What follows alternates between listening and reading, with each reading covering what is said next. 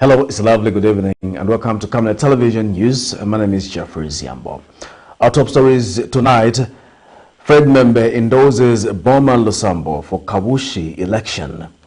The UPND cautions PF against disrespecting President Hakainde Hichilema. 11 notorious TOKOTA boys acquitted by the High Court. In international news, Tunisia passes new constitution granting the president more powers. And in sports news, ZANACO FC and LALIGA sign a strategic partnership agreement.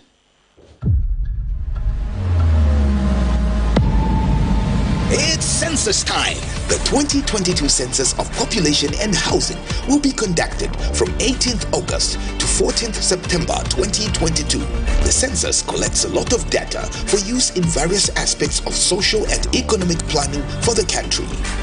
We are all required to participate in the census by being counted. You will be counted from your usual dwelling place by a census enumerator. Please receive and cooperate with the census enumerator and provide the required information when you will be visited. Your responses to the census questions will be treated with strict confidentiality and will be used for statistical purposes only. Hi, I'm coming to count you. Because everyone counts. This message is brought to you by the Zambia Statistics Agency with support from the UNFPA. Are you a business organization or an individual with a dream to register your presence in Zambia and around the world? Waste no time, because Camnet Television is offering an opportunity to sponsor any of the following programs: the main news,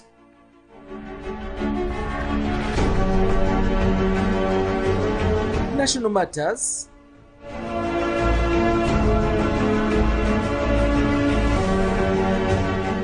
breakfast show, the verdict, partnership of greatness, economic briefcase, business and sports news. For more details, call following numbers.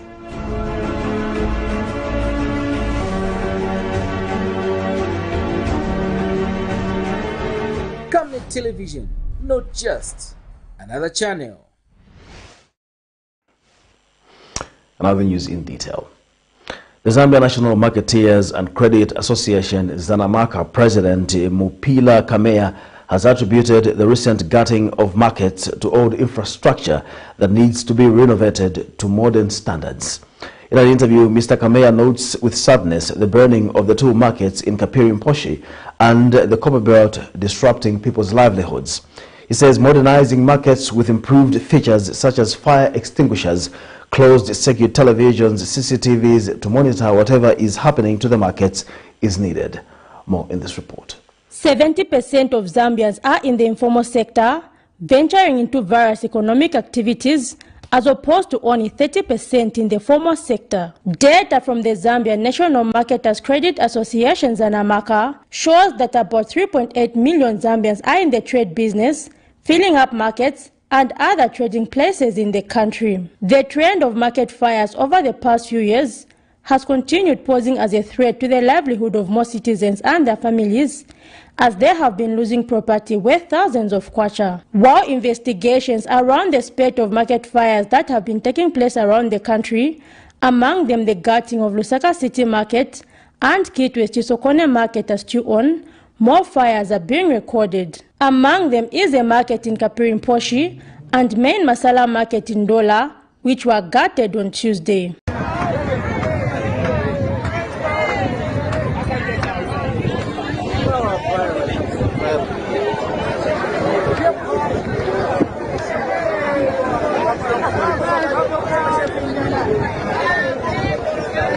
In an interview, ZANACO President Mupila Kamea has suggested measures. So we need these markets, to be improved.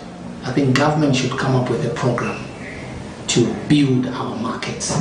If this problem of fire, gutting of our markets, can diminish. Because even when we allow, programs such as insurance, But we allow a market to gap because our people are insured, or they've insured their products. I think they need to put up a long-term measure, the market infrastructure development program, to be done, and other partners should also come on board, because probably government alone cannot manage to build these markets. It's a platform that other partners can also join hand in hand with us and the local authorities to ensure that our markets are properly structured. He asked that while market traders should be encouraged to ensure their property, permanent measures such as setting up cameras to monitor activities should be set up. According to authorities, investigations into the gutting of the two markets are still going on. Zipporah Mshala, Camnet News, Lusaka. Opposition Patriotic Front supporter Maxwell Chongo has pleaded not guilty once again after his alleged assault case was reallocated to another court. In this case, Mr. Chongo is accused of inflicting a deep cut on the left ankle of a one Richard Sinonge using a machete in 2017. More in this report. After his alleged assault case had commenced and the Lusaka's Magistrate Court heard testimony from several witnesses, Maxwell Chongo, the opposition Patriotic Front supporter, was forced to take plea once again Wednesday morning in the case after the matter was reallocated to another magistrate. Most of the cases before the Lusaka's Magistrate Court have been sent back for reallocation and forced to commence trial once again following the transfer of some magistrates who were presiding over the cases to other districts.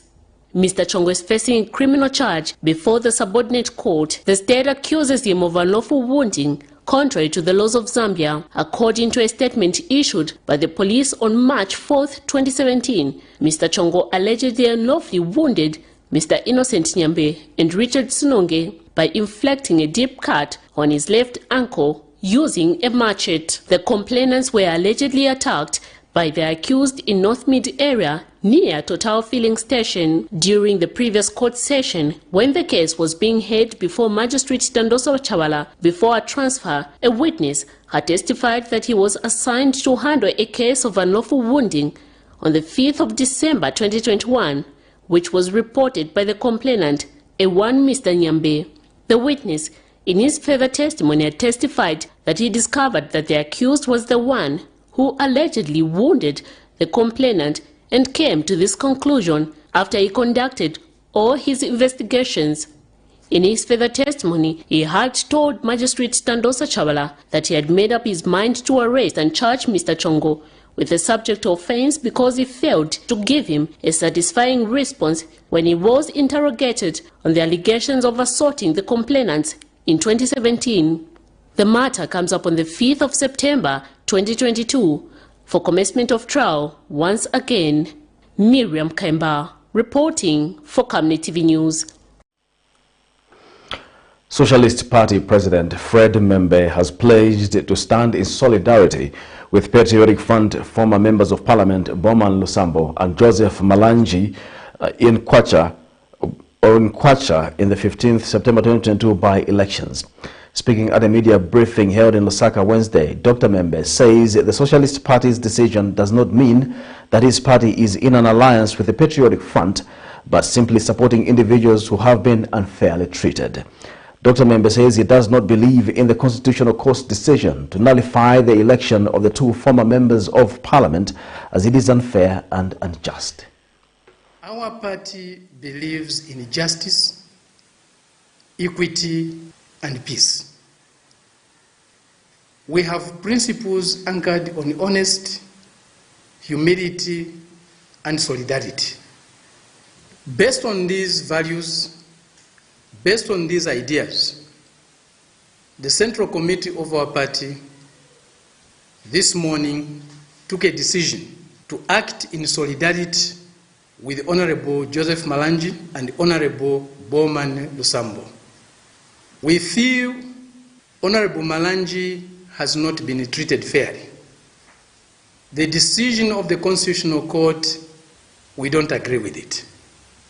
And we are not the only ones. A judge of that court also disagrees with it. It's an unfair decision. It's an unjust decision. It's a decision that is not humane. We are not vouchers.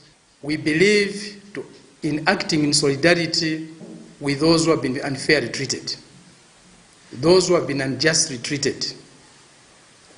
And in accordance, our party has decided not to field a candidate in Kwacha, but to support Honorable Malanji in his quest to reclaim his seat.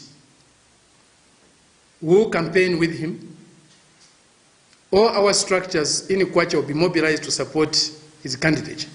This is not a decision taken out of a tactical political move, but it is a decision that is anchored on our principles.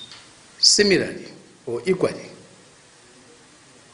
we will not field a candidate in KABUSHI who will support the candidature of Honorable LUSAMBO. The Anti-Corruption Commission, SCC, has recorded a warn and caution statement from BOWMAN LUSAMBO over allegations of during the August 12, 2021 elections.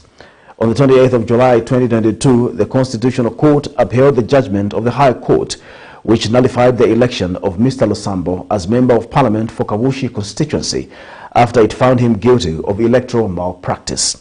Mr. LUSAMBO has been quoted in the media saying he will recontest the KABUSHI seat, expressing optimism of getting the seat back. Here's a report.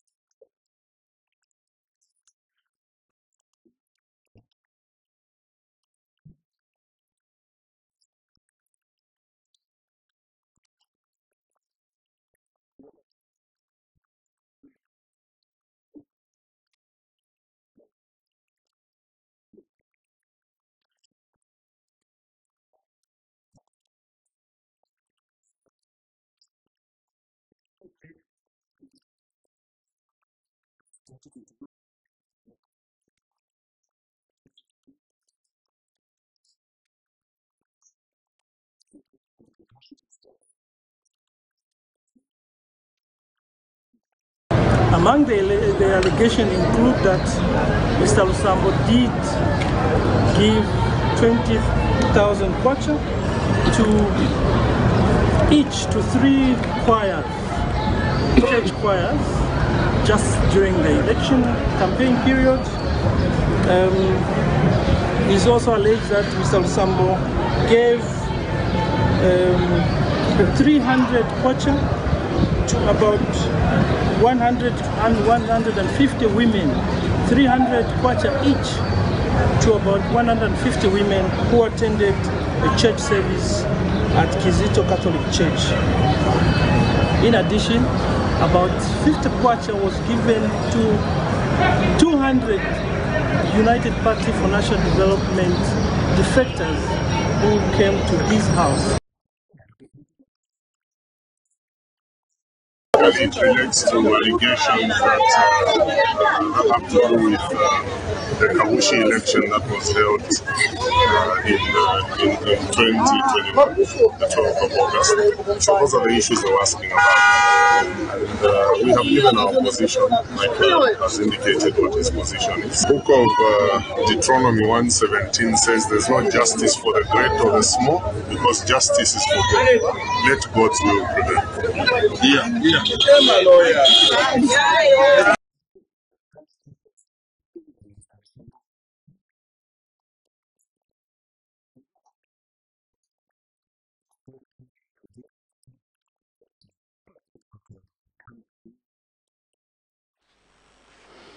The United Party for National Development, UPND, has warned the opposition political party leaders against disrespecting President Hakainde Hichilema.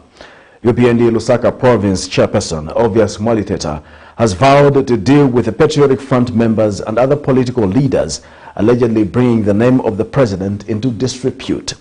And Mr. Mwaliteta is impressed with the fight against corruption adding that it is heading in the right direction, as seen by the number of arrests that have been carried out by investigative wings. Mr. Maliteta was speaking during a press conference in Lusaka Wednesday. More in this report.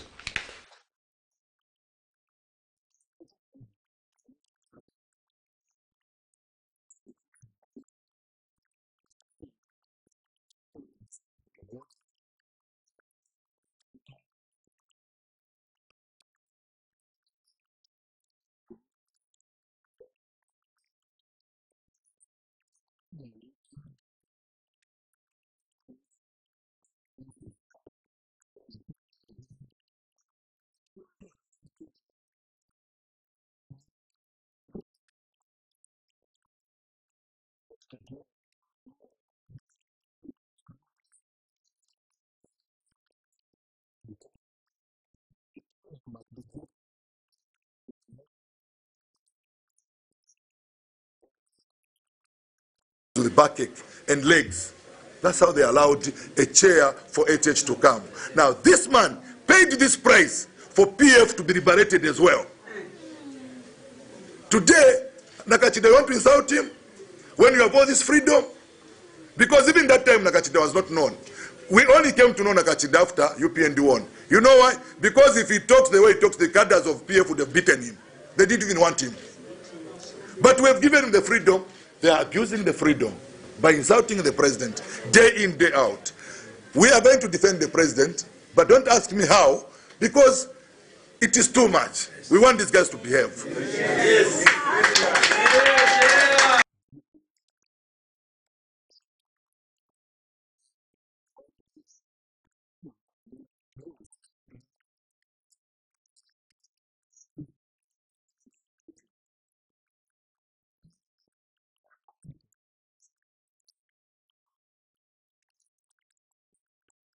All what we wanted was to encourage ACC to review more and more of what these people stole, so that even those few people wanted to start sympathizing with them should know that what ACC is doing is to ensure that we recover the money back to the Zambian people. This money did not belong to this cartel of criminals. This money belongs to Zambia, it belongs to us.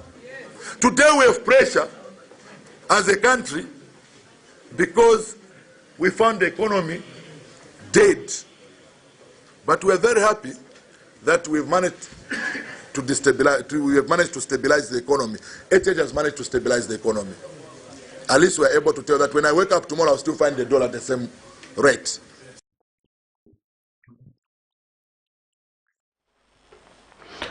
Lusaka High Court Judge Timothy Katenekwa, who was recently transferred from Quito to Lusaka, has discharged 11 members of the notorious TOKOTA boys after establishing that the complainant failed to identify them and tie them to the alleged offense they were accused of unlawful wounding or poisoning and kidnapping or abducting. Meanwhile, the court has placed 7 gang members, among them 3 juveniles, on probation after finding them guilty of the said offense. In this case, 19 youths from Kitwe, known as the TOKOTA boys, were arrested in 2018 following a video that went viral where they were seen beating a 16-year-old boy of Mulenga compound who they forced to eat his own feces. More in this report. Judgment has finally been passed in the case in which 19 members of the notorious TOKOTA boys gang from Kitwe on the Copper Belt were accused of unlawful wounding or poisoning and kidnapping a 16-year-old boy in 2018. After spending more than 4 years behind bars, 11 members of the notorious gang have been acquitted by the Lusaka High Court after the court established that the complainant in the case failed to give specific features to identify the 11 and tie them to the alleged offense. Judge Timothy Katenekwa, who was recently transferred from Kitwe to Lusaka, has however ordered that the 7 gang members, among them 3 juveniles, be placed on probation after finding them guilty of the said offense. They are expected to go for counseling for the next 4 years to allow them to reform. Delivering judgment Wednesday afternoon, Judge Katenekwa told the 7 convicts that he hoped that they had reflected on their bad conduct during the 4 years they have spent in prison while trial was still underway. The court also stated that it was eager to give them a sentence of not less than 10 years as the offense they committed is a serious one, but considered the mitigation and the time they have spent in prison 4 years, 3 months, 3 weeks. The youths, who were jointly charged on 3 separate counts, were arrested in 2018 in Kitwe. The 3 charges arose from a video where the gang members were seen beating a 16-year-old boy of Mulenga compound, who they forced to eat his own feces. The gang is said to have kidnapped the complainant and went with him at a named location where they committed the act. The said youths were also alleged to have been terrorizing Kitwe residents. However, their days of terror were short-lived after police officers swinged into action and pounced on them. Miriam Kaimba, reporting for Camnet TV News. Youths in Chikankata district of Southern Province have called on other youths to embrace initiatives such as cooperatives and clubs and get funding under the Constituency Development Fund (CDF), unlike engaging in unproductive ventures such as smoking and drinking alcohol. Speaking when receiving the first round of CDF funding under various categories such as skills, women and youth empowerment, as well as secondary school bursaries Wednesday, the youths stated that the funds, which some deemed unavailable, have finally been given out. Meanwhile, Area Member of Parliament Jacqueline Savao says the onus is on the beneficiaries to make good use of the funds and inspire others.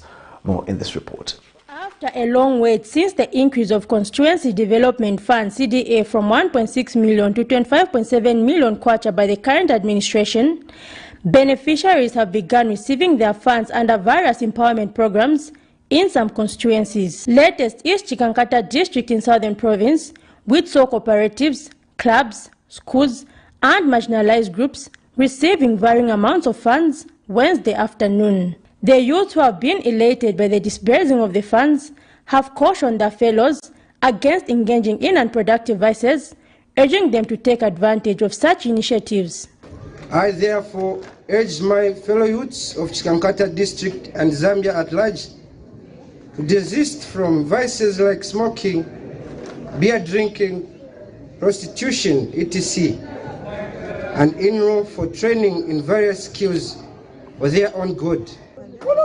We are truly the first step, but many are still coming, and I believe this is a continuous program. It doesn't end with us. Don't lose hope.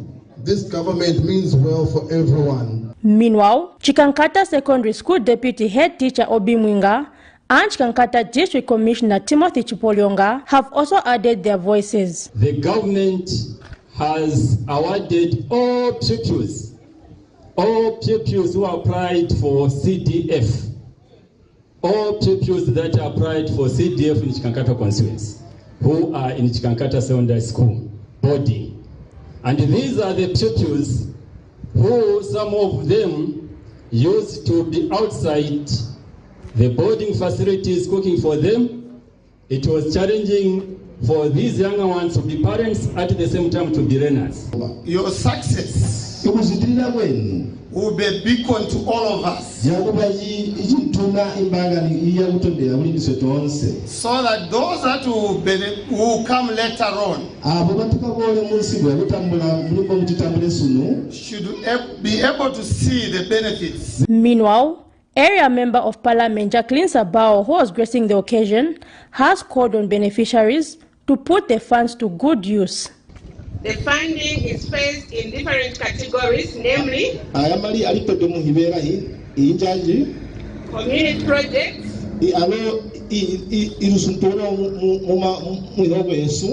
skills and secondary advisories, as well as women, youth and other marginalized groups fundings.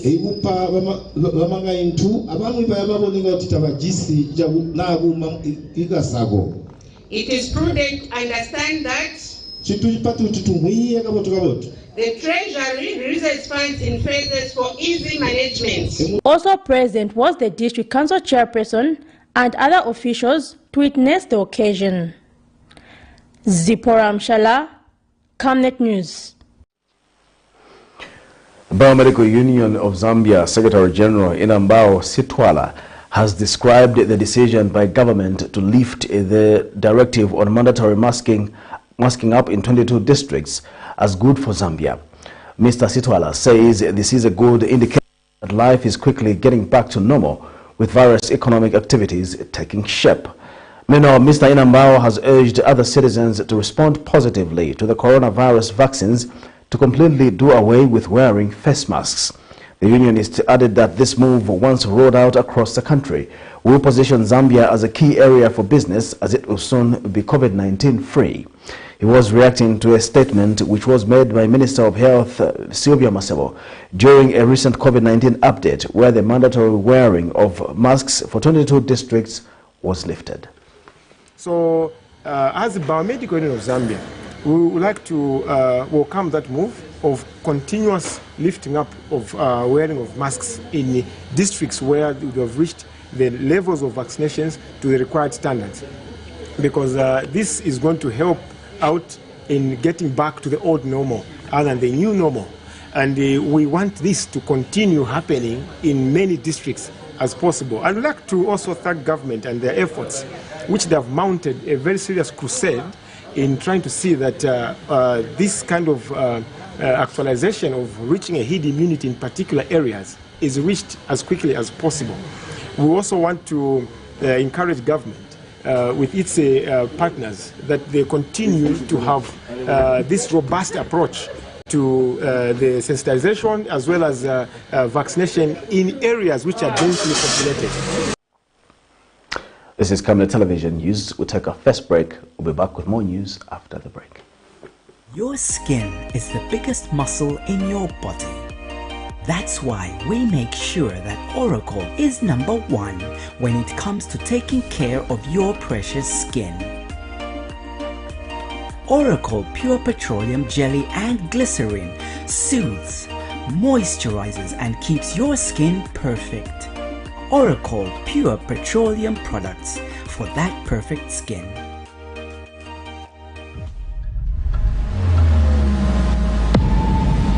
It's census time.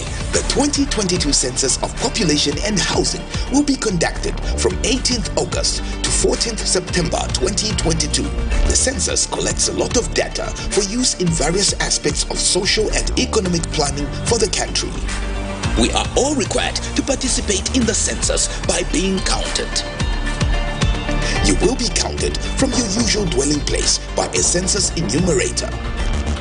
Please receive and cooperate with the census enumerator and provide the required information when you will be visited. Your responses to the census questions will be treated with strict confidentiality and will be used for statistical purposes only. Hi, I'm coming to count you. Because everyone counts. This message is brought to you by the Zambia Statistics Agency with support from the UNFPA. Welcome back. We'll continue with the news. Bank of Zambia Governor Dr. Deni Kalialia has charged that fuel and food prices will continue to be high provided the war between Russia and Ukraine persists. Speaking at a monetary policy press briefing held in Lusaka Wednesday, Dr. Kalialia says the country will need to find an alternative solution by producing more and reducing the import of commodities. Meanwhile, the central bank has maintained the monetary policy rate at 9% in the fourth quarter of 2022.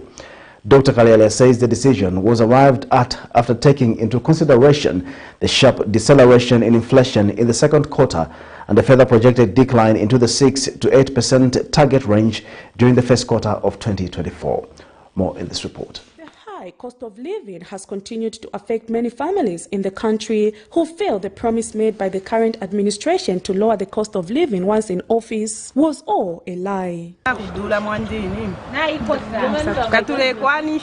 fyakulya fyaddula bawesheko omutingo omuntu kulya fo twalevotera tulefu atulelya. In Bank of Zambia, Governor Dr. Denny Kalyalya has told journalists at the Monetary Policy press briefing held in Lusaka Wednesday that fuel and food prices will continue to be high provided the war between Russia and Ukraine persists, and says Zambia needs to find an alternative solution to counter the problem. Consistently elevated energy and the food prices. So if the conflict in Russia and Ukraine prolongs, then it means we have to contend with a prolonged high elevated energy and the food prices until, of course, other alternative sources are identified. And while the year-to-year private sector credit rating has contracted to 2.1% relative to the 1.3% growth over the same period last year, preliminary data has indicated that a lower cash physical deficit was recorded in the second quarter,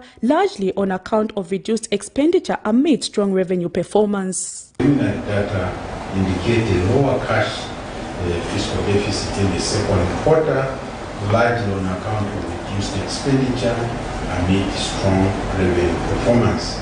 A standstill on external debt service principally to non-multilateral creditors and lower spending on capital projects underlie this outturn. And Dr. Kalyalya says the committee has maintained the policy rate at 9% in the third quarter of 2022, taking into consideration the sharp declaration in the country's inflation rate. We maintain the policy rate at 9%.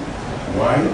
Because we see a sharp decline in inflation in the second quarter, and our projections also show that inflation will be coming down by the first quarter of 2024. It will be in the target range of 6 to 8%. With the private sector credit rating having contracted in the second quarter of 2022, achieving a private sector-led economy will be impossible if the government continues to hold on resources instead of spending it on the economy. Prudence Chota, reporting for Camnet TV News.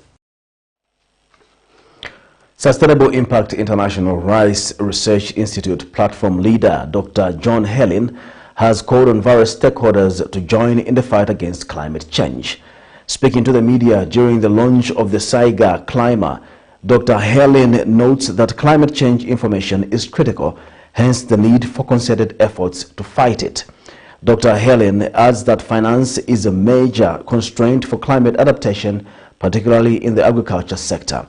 Meanwhile, speaking at the same event, Ministry of Green Economy and Environment Principal Climate Change Adaptation, Information, Education and Communications Officer Wunda Kasanda says financial institutions should design commercially viable risk-informed financial service products for small-scale farmers. More in the following report. Farmers in Zambia are most likely challenged by droughts, floods, high temperatures, and increased unpredictability. And under the Climate Smart Agriculture Framework, Zambia is promoting various adaptation solutions to sustainably increase productivity and enhance resilience. 17th August 2022 Climber Initiative has been launched, which aims to transforming climate adaptation capacity of food, land and water systems in Zambia and 5 other low and middle-income countries. Sustainable Impact International Research Institute platform leader has called on the citizenry to help fight against climate change. Dr. John Helen is the platform leader. Research around the response to the climate change challenges, and what we're embarking on with countries, 6 focal countries here in Zambia, also Kenya, Senegal, Morocco, the Philippines and Guatemala, is looking at an exciting new approach to the climate challenge with a very strong emphasis on transformation, feeling that the climate response has got to step up from incremental to transformative. The farmers, which is very much to the launch of this today event Climber, which is building systemic resilience to climate shocks and variability. The program is a very fascinating, ambitious program to system thinking. And ITA Zambia Regional Hub for Southern Africa Director David Chikote also had his view on the fight against climate change. And I think when you look at some of the planned interventions within the climate initiative, I think there is a web package around access to finance. So I think the thinking of climate really aligns with some of the wishes of the national stakeholders. Water Resources Management Authority is one of the institutions engaged in the training workshop against the fight of climate change. Right now it's been revised. We have the 2010 National Water Policy. Now we're going to have the 20, I'm sure it's going to come out later this year, 2022. You see that the drive of the government is to ensure that we have enough storage facilities. Government has noted that it needs to bring development, particularly if you look at the challenges in terms of climate change that we are facing. Climate change is no longer a story, it's a reality. And if you look at the sciences, what we're saying that these climate risks are projected to increase in frequency and in intensity, particularly the flash floods and the drought. We're also noticing increasing in temperatures. The Climber Initiative is co-hosting an inception workshop with the Zambia Ministry of Green Economy and Environment, including Ministry of Agriculture. Blessings Chakwila, Camnet News, Lusaka. Government has noted an increase in the introduction and spread of transboundary plant pests due to trade, climate change and other factors. Ministry of Agriculture Permanent Secretary Green Mbozi has confirmed the development in a speech read for him by Central Province Permanent Secretary Miona Mwanakampwe during the Phytosanitary Information Management System workshop in Kabwe. The workshop that was held with support from the United States Agency for International Development, USAID, has trained plant health inspectors across the country in the management of the 4 armyworms, fruit flies, tomato leaf miner and banana diseases. Meanwhile, Senior Plant Health Inspector Luyando Liowa has emphasized on the need for pest surveillance. More in the following report. The 4 armyworms, fruit flies, tomato leaf miner and banana diseases, just to mention a few, are among the most destructive transboundary plant pests that Zambia has experienced in the recent past. Zambia's location as a transit point in the Comesa and SADC regions for plants and plant products and as a final consumer of imported products makes it vulnerable to plant pests. This has created a lot of work for plant health inspectors positioned at various borders and strategic inland stations across the country. Government highlights some measures put in place. There has been an increase in the introduction and the spread of transboundary plant pests in the recent years, partly due to trade, climate change, and other factors. However, for the country to ensure that it occupies its rightful position in the international trading arena, it is important that the country conforms to multilateral trading regimes, including sanitary and phytosanitary measures. The PIMS will be one of the important tools that will assist in mitigating phytosanitary threats and facilitate safe trade in plant and plant products across the borders.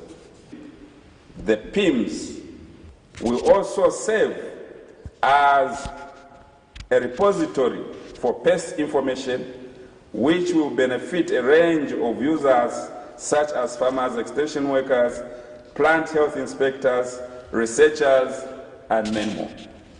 Director of Plant Quarantine and Phytosanitary Services, Dr. Ken Msiska, says development of phytosanitary measures remains key in keeping away pests.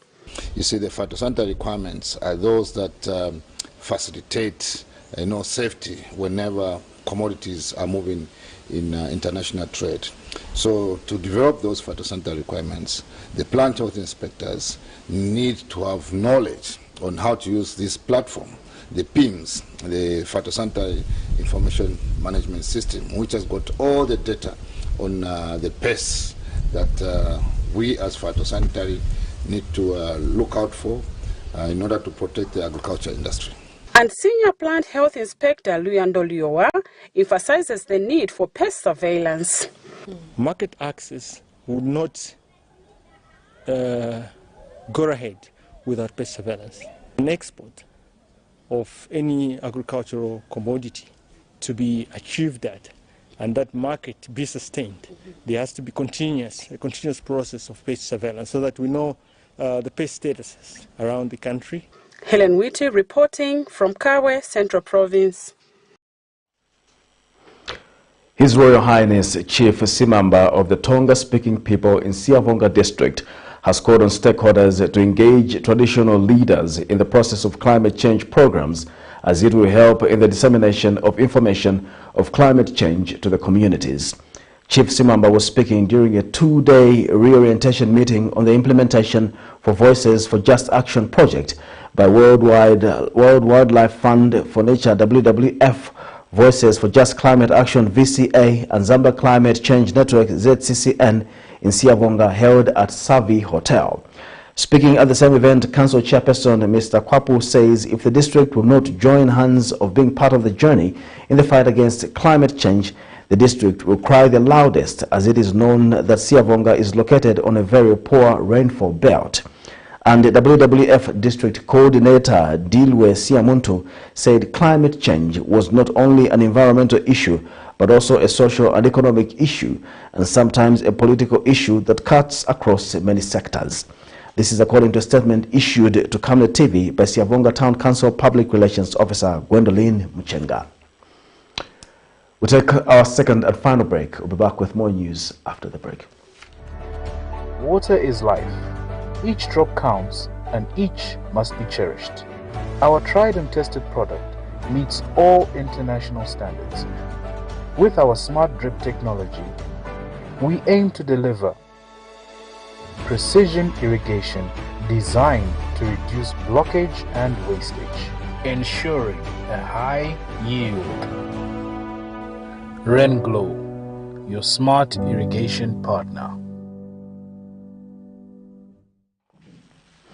And now in international news, the final results of a controversial referendum granting unchecked powers to the office of Tunisia's President Kais Saied showed 94.6% of votes in favor, the electoral authority said Tuesday.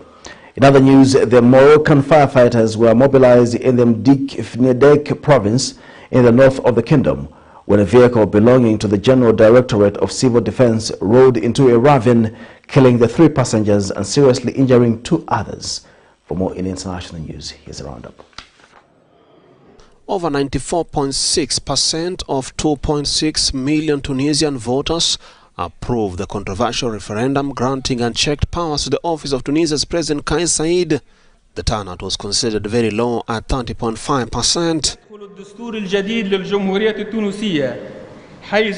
The new constitution of the Republic of Tunisia enters into force starting from the date of the announcement by the Independent High Authority for the elections of the final results, its promulgation by the President and publication in the official journal.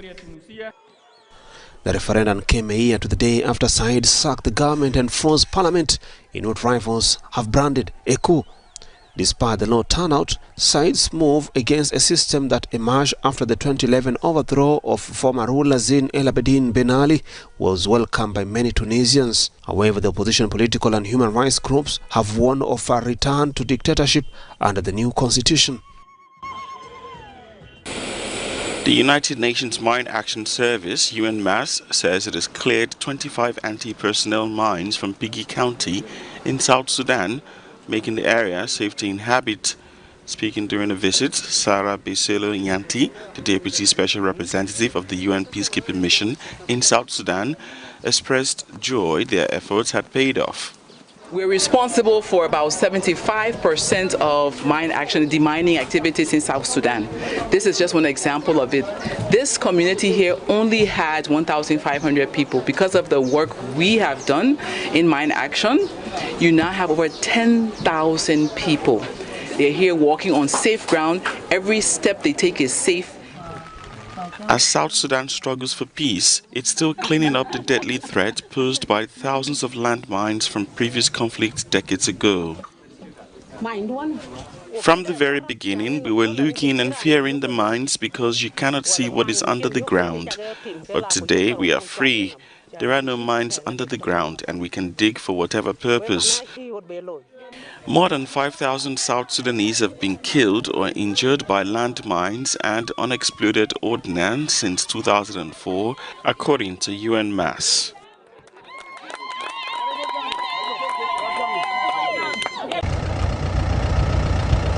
3 firefighters died Tuesday when battling a forest blaze in Morocco. They were mobilized in the Madiq province in the north of the kingdom when a vehicle belonging to the General Directorate of Civil Defense rode into a ravine, killing 3 passengers and seriously injuring 2 others. The blaze broke out Monday evening and approximately 120 hectares of forest have burnt so far. Authorities said 4 people suspected of being involved in the fire were arrested. According to Morocco's Ministry of Agriculture, more than 10,000 hectares of forest areas were damaged in the fires which have ravaged the north of the nation these past few months. The World Bank report noted that natural disasters like fires and floods cost Morocco over $575 million per year. It's now time for sports news.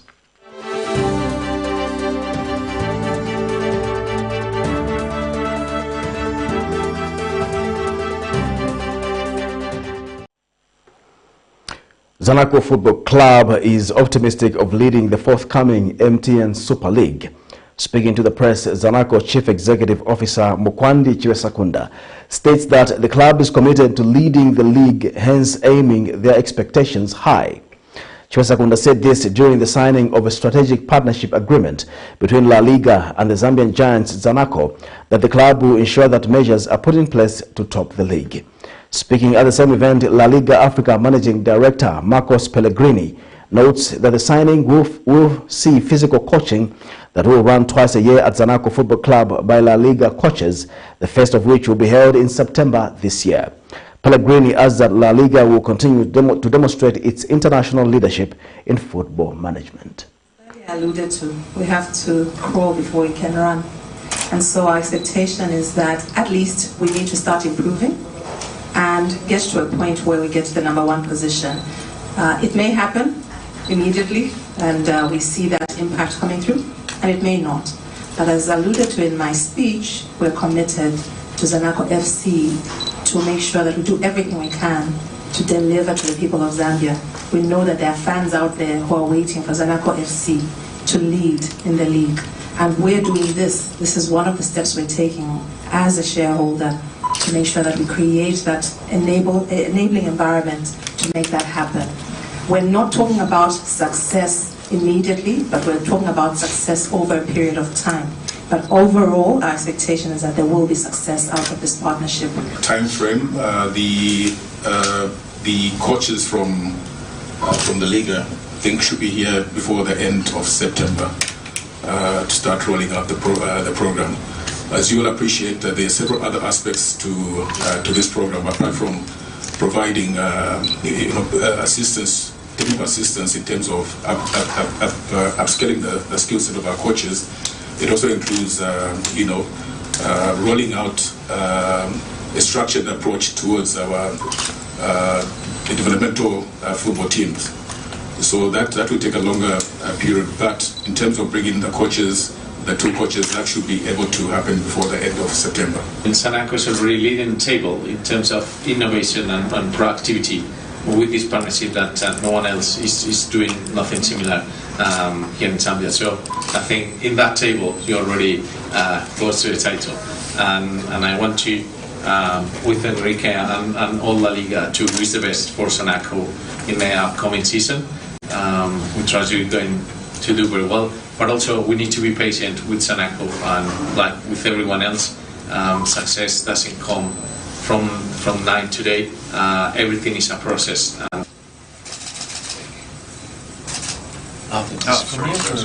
don't know. I didn't know I was getting one. Okay. On that football note, we come to the end of the news, but we take a look at the stories making headlines once again. Fred member endorses BOWMAN LUSAMBO for KABUSHI election. The UPND cautions PF against disrespecting President Hakainde Hichilema. 11 notorious TOKOTA boys acquitted by the High Court. In international news, Tunisia passes new constitution granting the president more powers. In sports news, ZANACO FC and LALIGA sign a strategic partnership agreement. We now look at the Camnet verse of the day, which is coming from 2 Corinthians chapter 10, verse 17 to 18. Let him who boasts in the Lord. For it is not the one who commends himself who is approved, but the one whom the Lord commends. Thank you once again. My name is Jeffrey Ziambo. Bye-bye.